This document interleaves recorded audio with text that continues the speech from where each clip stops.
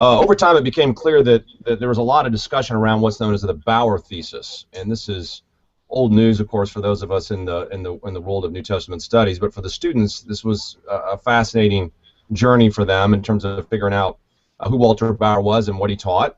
For your students there, no doubt you know about Walter Bauer's famous book on heresy and orthodoxy and early Christianity. Bauer, of course, wrote during the 1930s in Germany, relatively unknown at the time, but it wasn't until his book was published in English, I think it's 1971, that he was sort of made a big splash on the Western scene, particularly the American scene. And Bauer's thesis sort of dominates biblical studies today.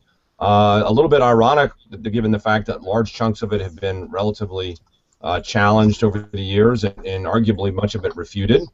Either way, Bauer's thesis basically has many parts to it, but the essence of it is a claim that early Christianity was wildly diverse in its theologies. There was no early Christianity per se, just early Christianities, plural, each group fighting it out for supremacy and the right to claim to be the true Christian teaching. And so what Bauer argued is that in some locales, the earliest form of Christianity was actually what was later deemed to be a heretical form of Christianity, and that orthodoxy was a little bit late on the scene. So what Bauer does is flips things around, contrary to the normal way we think. We tend to think that orthodoxy is first, and heresy is a deviant form of it that comes later. Bauer instead argued that no, in the beginning it was all kinds of views, what we later would call heresy and orthodoxy side by side. And it wasn't until later, probably in the 4th century and beyond, that someone won the theological wars and declared themselves to be true Christianity.